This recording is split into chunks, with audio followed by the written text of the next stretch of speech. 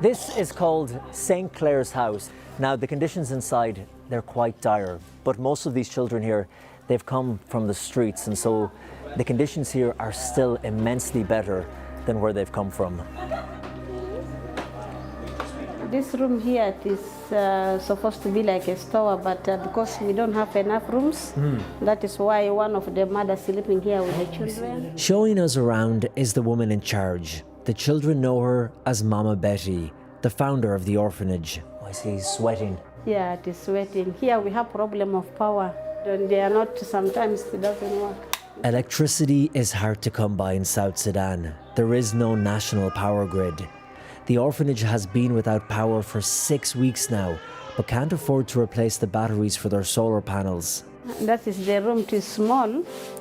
Like this one, they sleep with the 4 or 5 children. 4 or 5 children in one bed. Yeah, and then the one mother sleep with them. So you could have one mother and 5 children in this bed squeezed in. And then some of them sleep down. On the floor.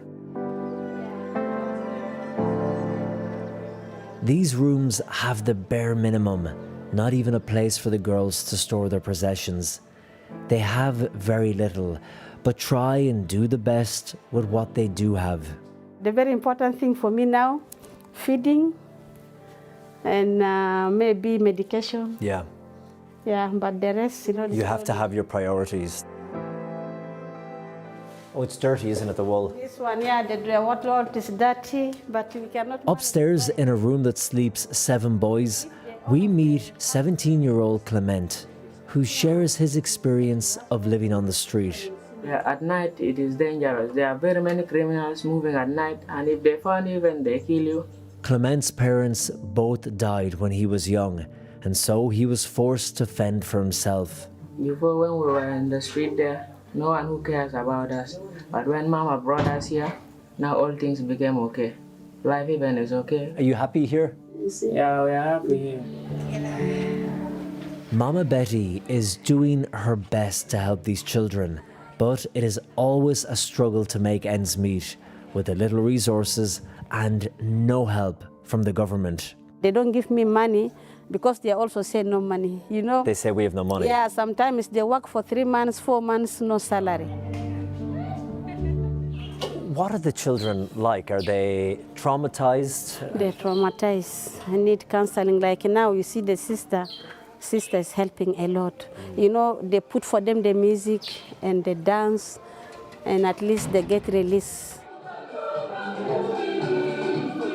Despite having so little and the conditions here being so bleak, and not to mention what it's like here in the rainy season, Mama Betty and the sisters try to do the very best they can to keep the children's spirits high. I'm able to listen, and more of it is being present. Just showing them that they're worth something and have value. They are loved, they are valued, and they are unique. Isn't it difficult for them to hear that message about God's value for them, and they look around and think, well, why are we living like this, or we have so much hurt and pain and struggle and hardship? I think sometimes the pain stretches one to even have trust in God more. When you know that there are times you did not have anything, but somebody was able to step in and even give you a meal, a single meal. So it builds more faith than discouragement, I would say, even when in the suffering years. My hope is that they will grow, go through education level as much as possible, and for those, and if they are not able to make it to white-collar jobs, learn a skill whereby they can be able to be settled. And no matter how bleak the reality is, there's no shortage of dreams in this orphanage. What do you want for the future? What do you want to do in the future? In the future, I want to be a doctor. A doctor? Oh, wow. Why do you want to become a doctor? A doctor is someone who is social, working for all the people. There are very many people like here in South Sudan. The situation is hard. A lot of people are dying. So I want to be a doctor so that I save even my nation. You want to help your people? God will see us through somehow. God will see us through, and I believe in God's providence.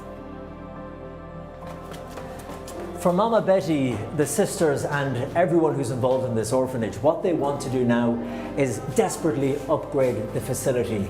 They need to invest more in hygiene, in education and in food. But to do that, of course, they need money. They don't get financial help from the government here in South Sudan, and so they will continue to rely on the generosity of private donors.